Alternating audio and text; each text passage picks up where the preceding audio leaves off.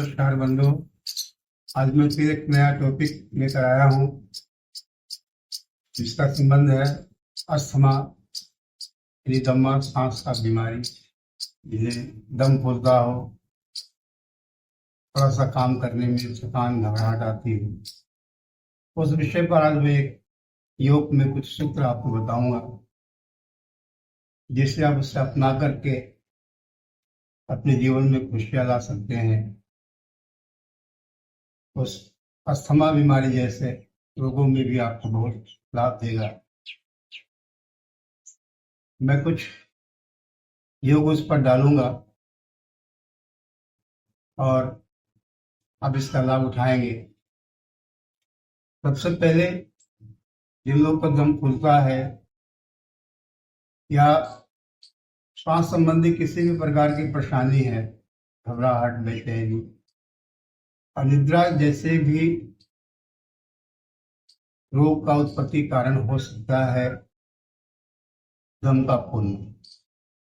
मैं आपको कुछ योग उसके बारे में बता रहा हूँ। आप इसे ध्यानपूर्वक देखकर या सीखकर इसका लाभ उठाएं, रखते दैनिक जीवन में अन्य योग सूत्र।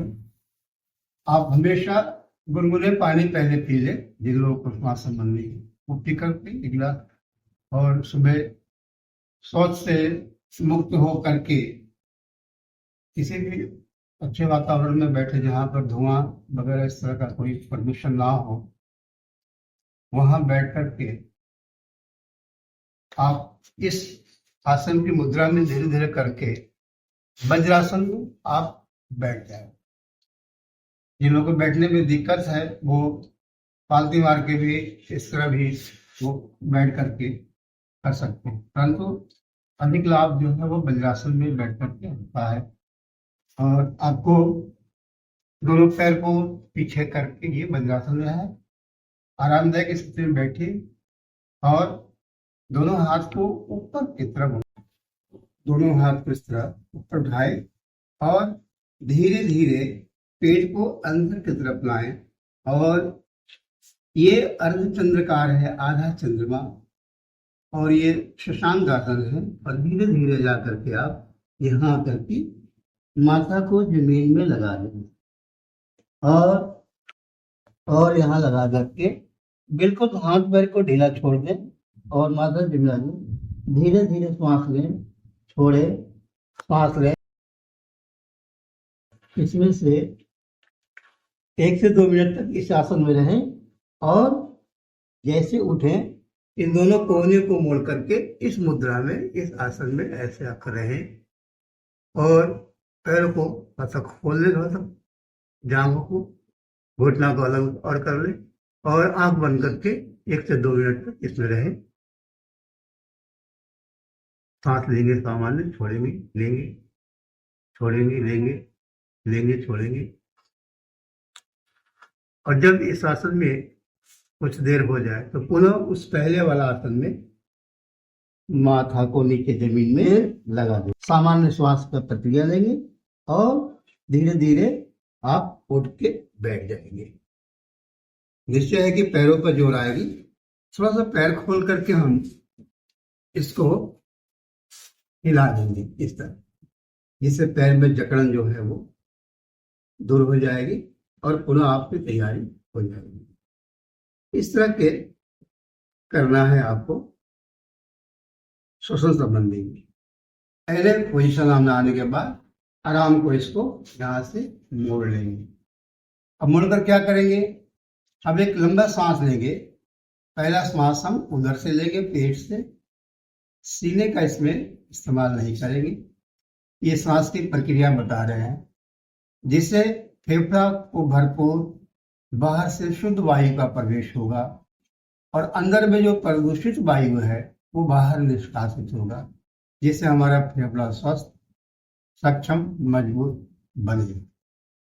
तो अब यहाँ से हम लंबा सांस कैसे लेंगे पेट से, ये उदर श्वसन है, ध्यान दीजिएगा। इसे करने के बाद ही प्राणायाम की तैयारी होती है। इस विषय में हम बाद में जाएंगे, अभी पहले आपको श्वास संबंधी सीधे बैठे हुए श्वास को धीरे धीरे पेट में भरना है। इसके लिए एक हाथ छाती पर रखिए, दूसरा पेट पर। यह मालूम पड़े कि श्वास हमारा जा कहाँ रहा है। पहले भरे श्वास पेट में, भर लिए, अब धीरे धीरे छोड़ेंगे, फिर भर लिए, छोड़ेंगे, फिर भर लिए, छोड़ेंगे। ऐसे 10 बार 5 बार पेट में श्वास भर के धीरे धीरे भरे, बैलून जैसा फुलाए और उसको छोड़े। अब पेट बंद करके हम सीने से सांस लेंगे, पेट से नहीं लेंगे, है, ताकि हृदय का भी श्वसन हो। यहाँ भी जो हमारे धमनियां हैं, जो ब्लॉकेज है, केवल श्वास की क्रिया से वो खुल जाती है। कैसे? देखिए, श्वास भरे, सीने में भरे, ऐसे सीने भरे और रोके और फिर छोड़े, फिर भरे, फिर छोड़ दिए, फिर भरे,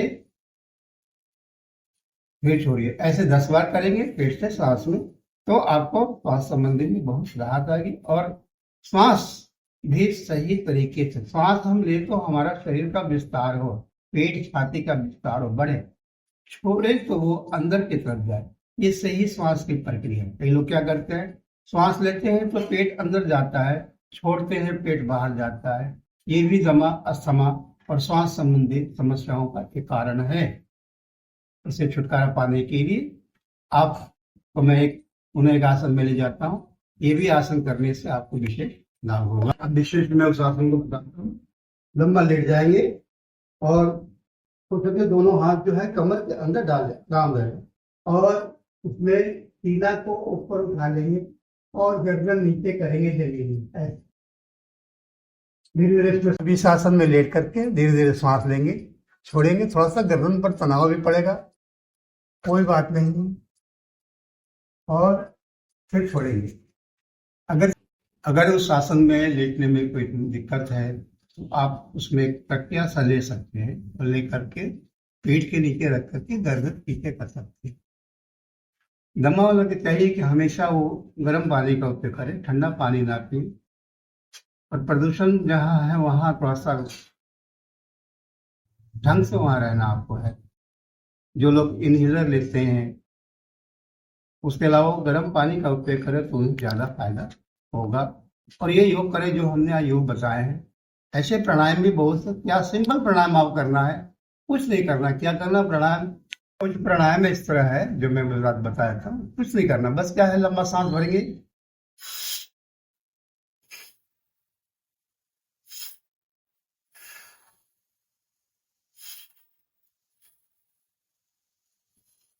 बस धीरे धीरे खाली भरेंगे, छोड़ेंगे, भरेंगे, छोड़ेंगे। इस तरह करने से सांस संबंधी जो समस्या है वो समाप्त होने लगेंगे, धीरे धीरे ठीक हो जाएंगे। ये करने से दमा संबंधी परेशानी में बहुत लाभ होता है। जो हमने पहले 2-4 आसन हमने बताए हैं, उसको आप अपनाइए, अपने जीवन में आपको खुशी आएगी। और इसके लिए विशेष में कभी और विस्तार से इस पर वीडियो को बनाऊंगा। आज के लिए इतना ही, धन्यवाद।